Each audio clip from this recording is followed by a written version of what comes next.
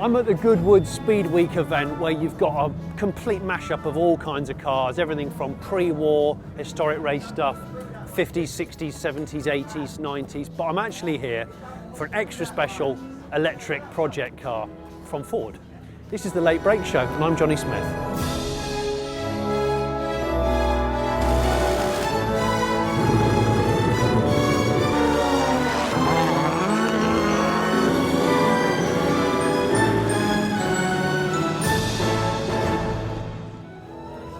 So come on, come follow me, come on. This is the car it's a little bit more modern than a lot of the stuff over there. So the Ford Mach E hasn't even gone on sale yet in production form. And this is the wild project version that they've built to do drifting, to do circuit stuff, to do all kinds of disciplines.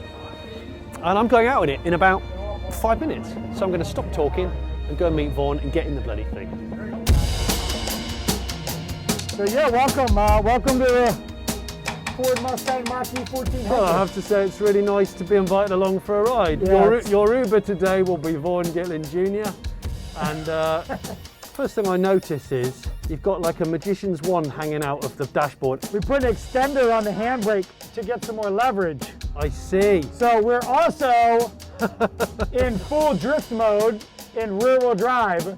Okay. So you're not going to feel all 1,400 horsepower, but I promise you we're going to have a good time.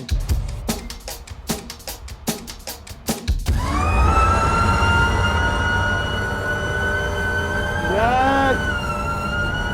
Give it a dab on the brake. Yes.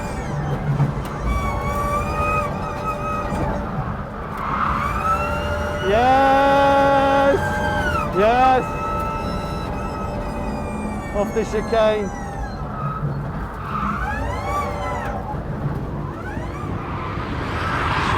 Yes, full lock. So smooth. Yeah. Like really smooth. Yeah, it's just different. Yeah. You know? Yeah. You know, I wish we had another 60 miles an hour rear gear for that course, but like I said, we just came off the gymkhana course, so we only had a 90 mile an hour gear. Okay, okay. But when I'm doing the shootout, I'm hitting about 150 on that back straight. Are you? Oh yeah. Wow. Yeah. And I've also noticed we don't have windows. We do not have windows, so a lot of the vehicles we build don't have windows to let smoke out. Yeah. Because, you know, let's face it, I've got an addiction with smoking tires. Yeah, you got zero tailpipe emissions, but obviously massive amount of rubber emissions. Only when we want, and only when it's time to put smiles on faces. Yeah, yeah.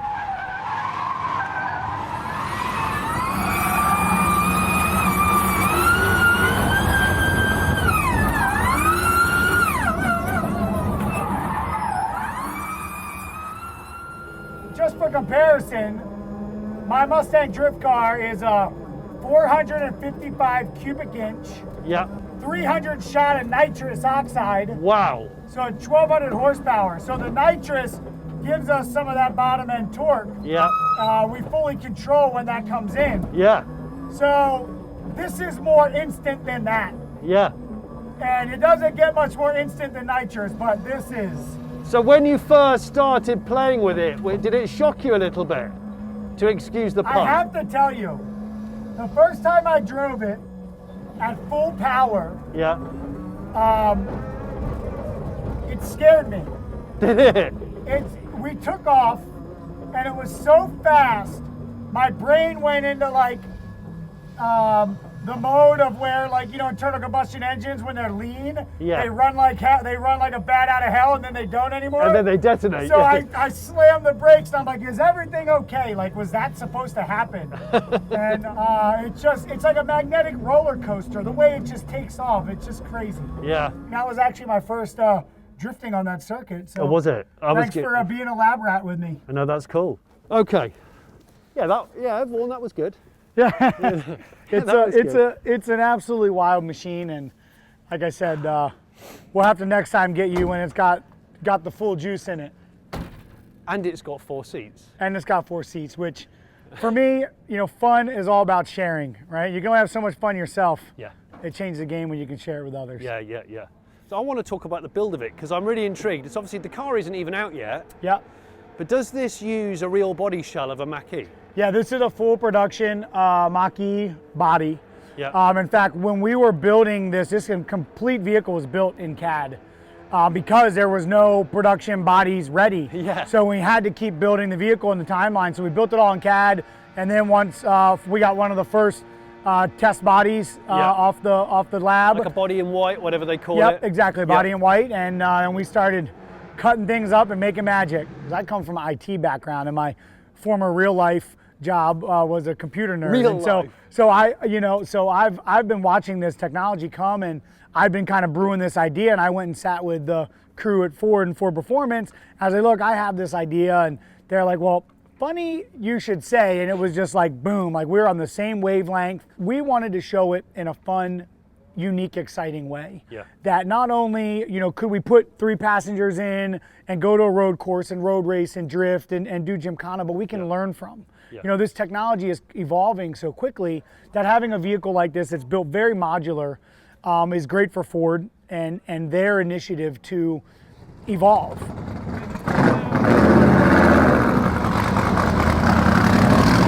Obviously, we're at Goodwood Speed Weeks and there's a lot of racing going on. So if you hear people warming up their oil and their engines, it's just happening. It's actually quite nice, some of the sounds. I agree. Yeah. But this, on the other hand, this makes a very different sound. We talked about it earlier when we were in the car. Yeah.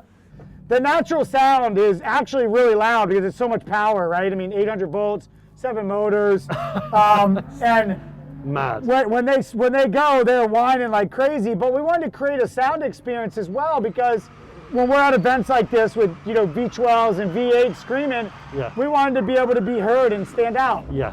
And so what we've done is we've got some really high-powered speakers. We teamed up with Harman, used their hardware that they're putting in production vehicles to create sound synthesis.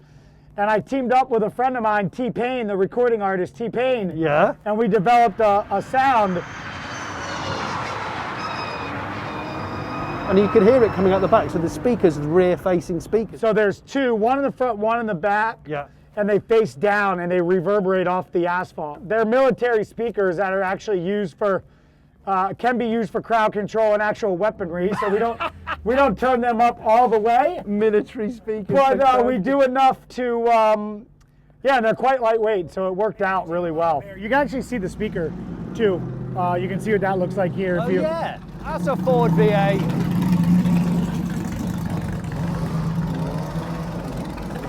I've tried in a really small part to kind of widen people's appreciation that, you know, electric for day-to-day is fantastic, but also electric motorsport can be charismatic. You have taken that to the next level, I guess, with Ford, with this. So how are you finding, you know, hardcore V8 drift enthusiasts? How are they approaching this? Are they being a bit wary? It's taking a bit of time? I feel like in drifting in general, mindset, you know, is very different, right? We do different things. We approach things differently, we approach turns differently. So in drifting, they're all very interested and excited by it. Yeah. But I have had some of the naysayers, and, you know, it's just a lack of understanding, you know, like I'll always have a internal combustion engine in my garage. Yes. This is not a replacement. No. But the thing is, and I hate to break it to everybody, but this is game changing. Like the experience of driving it is just unlike anything I've ever experienced. And everybody should be really excited for this technology to continue to evolve. That's the hope, that all the people that doubt it could just get a bit of seat time in it. That's it, and they will, and that's the whole purpose of this project. Yeah. You know, is to be able to take it to events and get people behind the wheel, and, you know, people like yourself that can share the experience, and Yeah. you know, that's the goal. Once we had a plan and moving forward, it was a little over a year.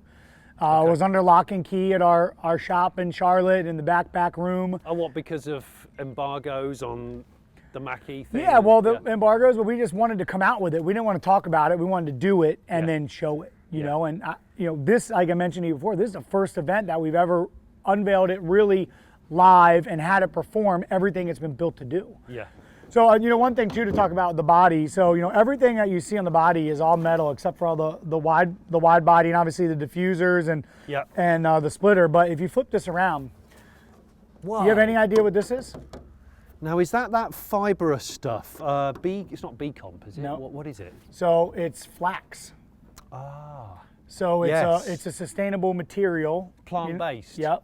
You know how I mentioned, it literally grows in fields, and feel how strong it is. I mean, it's really good. you know, it's like the likes of it's carbon. sort of like vegan carbon fiber, isn't it? It's vegan carbon fiber, exactly. Yeah, it's incredible. So who knows, you may end up with a flax door hood in your vehicle from Ford in the future, right? So you've got the wide arch kit. You know, the Aero makes 2,300 pounds of downforce at 160 miles an hour.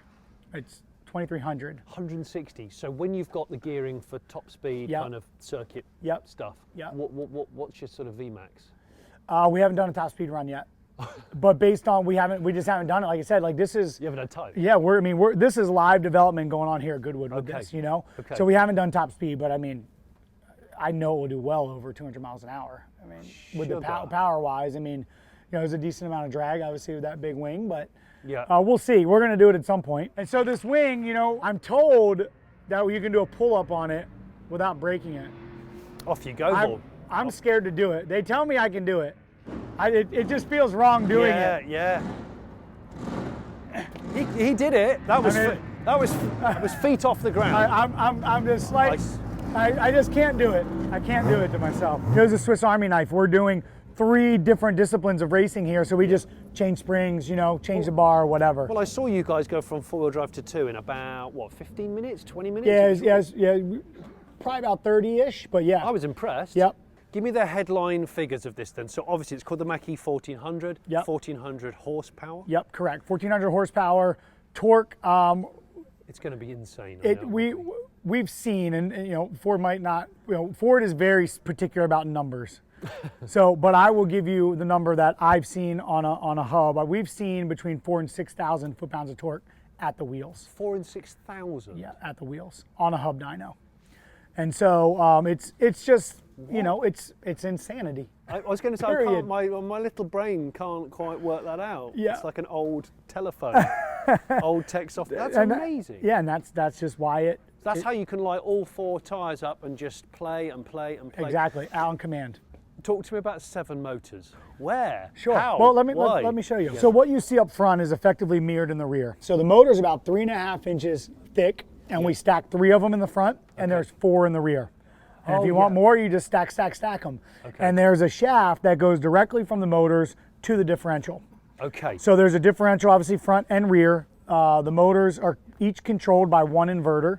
So each motor has its own inverter, which basically takes the 800 volts from the 57 kilowatt hour battery pack and tells the output what you want based on the accelerator. And so then you see the massive heat exchangers, right? So one of them is for cooling just the inverters. The other is for cooling the motors. Right. So there is no battery cooling while we're on the track. Cooling happens during charging. Charging. Yep, Right. correct. And what's the sort of most rapid you can charge at typically? We can do a full charge in about 45 minutes. Can you? From dead to full, yep. And that's so it's 56 kilowatt hour battery pack. Correct, yep. Okay. Wow. And so these are the inverters.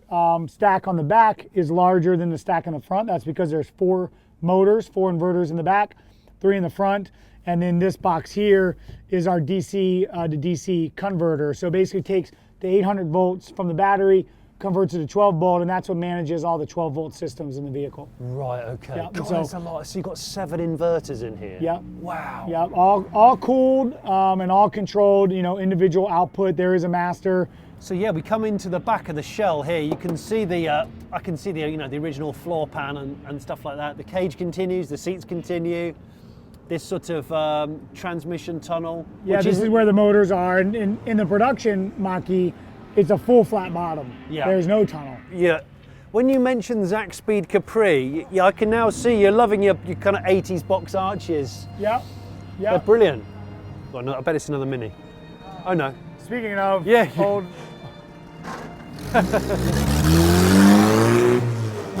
Yeah, I mean, if you don't have a smile on your face when you're driving that, what are you doing? It's just gearbox, jukebox, that wasn't it? He just came around the corner going, there is something somewhere. Yeah.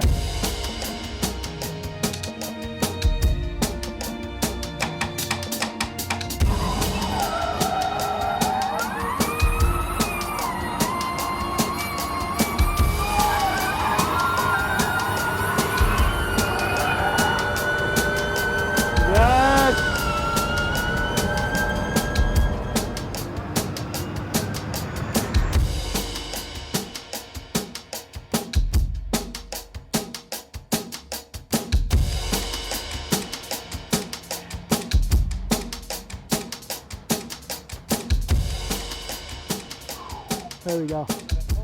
There you go. I'm doing it. I got brave. You're on it, mate. You're on it. I got brave. This is real. We don't fake things on this show. It does work. The engineers have been telling me, you do a pull-up. I'm like, I am not breaking that. And they're like, it handles 2,300 pounds. Like, you're not even near 10% of that. I'm like, oh. Wow. Sure enough, there you go. Didn't even budge. Wow. Because I never had a car with real aero. Okay. You know, everything in drift is kind of more for bits and looks and. Well, also, you're never in the same position. Right. So you're looking out the side window more than you are the. So this was my biggest. When I was talking to the engineers, I'm like, look, don't give me a car. Don't give me an aero package that's only good on a road course. Because when I flick it sideways, I can't just lose everything. So they did a great job of bouncing it, where you don't hit any walls or you don't fall off any cliffs. The aero package works very. So it very kind well. of has to be a jack of all trades and a kind of master of all trades, in a way. Yeah. Or you're working on it. I feel like it would be one of the closest to masters of all trades when you talk about all the different disciplines in one. Yeah. Yeah. You know, this technology is evolving so quickly that having a vehicle like this that's built very modular is great for Ford and their initiative to evolve. You know, I've been working with Ford for 14 years now. Right. Wow. But we've never collaborated this level on something so important. And frankly, for us and RTR, you know, this is an honor that they trusted us with something so important. I mean, this is their first big, you know, entry into electrification. Yeah. Well, you know, when you look at the stats of the standard car, 335 miles or something for the top range. Yeah.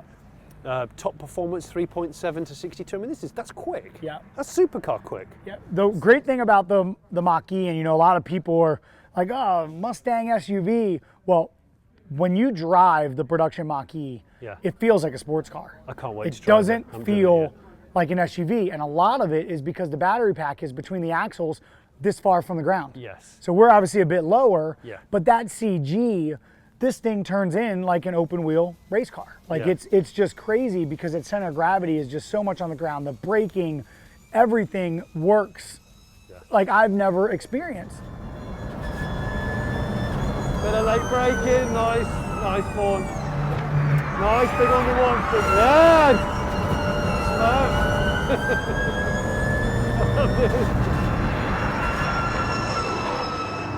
You're gonna make the horse go on? I am. It's very cool. The neon horse. Now, is that going to be on the production car, Vaughn? I can't speak to that. I can't speak to that, but it's on this one, and I think it's really, you know, really cool to see. Ford has a habit of bringing quite extreme versions of cars to market. You know, when the last Focus RS came out, you know, drift mode on a car that's warranted and sold to the public, quite extreme. Yeah. Obviously, Shelby Mustangs, you know, they wind things up pretty crazily. I could see them doing, what would you call it? I don't know, like an RS version of this, whatever it might be. Yeah, you know, I mean, they, you know, this vehicle, they're committed to electrification. They're committed to making it fun. Yeah. And so this vehicle, I believe, could evolve into, you know, this obviously would never be on a production showroom. But there'd be a halfway house between this and a production Mach E. And you know, that's what my company, RTR Vehicles, does. You know, you mentioned Shelby, or kind of that newer generation of that, and we do things, you know, modifications, appearance, performance, and create our own kind of version. So we have our eyes on doing some things with this. He's totally going to bring out a version that you can buy. See, you know, I mean, he's just not allowed to tell us yet. Totally. You never know, but you know, I'm just, you know, what we do and what I want to do is, you know, Ford builds vehicles for a vast majority of people. Yeah. And I love having the opportunity to kind of create some niche products, you know, and so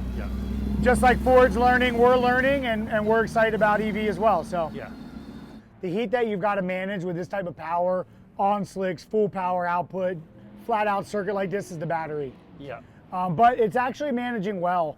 You know, we're getting 6 full-on laps out here, which is more than we had expected when we came here just based on math. So the battery is doing what it needs. I mean, we've gotten it all the way up to max temperature. If you lose a motor, you lose a motor. Batteries, from my experience anyway, different story. Yeah, you don't want to not respect your batteries, but that's why you have all these great electronics and systems, and you know, automatic derating and management of it, right? The BMS is very powerful, and just like production vehicles, you know, it's very safe. You know, I think I had some of those preconceived notions. Oh, it's electric. Like, how do you know if you can't, like. It's weird that people think that EVs are more likely to catch fire when, race cars run on race fuel. Right. Engines are really hot. Right. I've seen those two things work together. Yeah. And I know that, yes, batteries can go on fire, but it's usually just a sort of a build-up of heat slowly rather than an explosion. Yeah, exactly. They don't combust. There's no combustion. No. But you're right, but that's why it's important to have, people that know what they're doing and validating and having a good software system behind that's monitoring everything.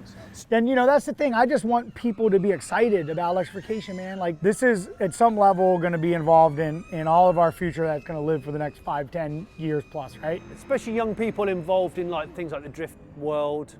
And drifting's so used to picking an engine that isn't from that car and putting it in, Japanese car, American engine, no one cares. Yeah. Vice versa, no one cares. Yeah, it's what works. Yeah, right? there's sort of the sort of engineering Frankenstein approach, which I really appreciate, actually. Yeah. There's some really amazing solutions. So you're from Charlotte, you've been around, pistons, V8s, petrol power a long time. What are the frequently asked questions that you get, from doubters, maybe, skeptical people?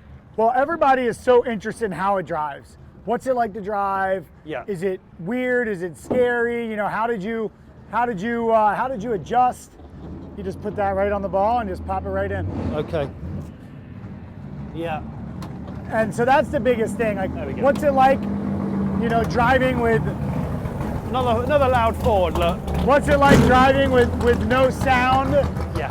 And well, there is sound. It's just different. Exactly. What's it like driving? Well, it's just like driving any other car, because everything is so customizable. It's not a light switch. It's not on off. Yeah. It's very linear, from a driving perspective. And so, Well, you were saying to me you could drive this on the street. it drives so It's nice. flexible enough. It just, it rides. It rides very well. When it gets in it and even cruises, like, wow, this thing drives nice. Like, it's not like your average race car feeling cruising around.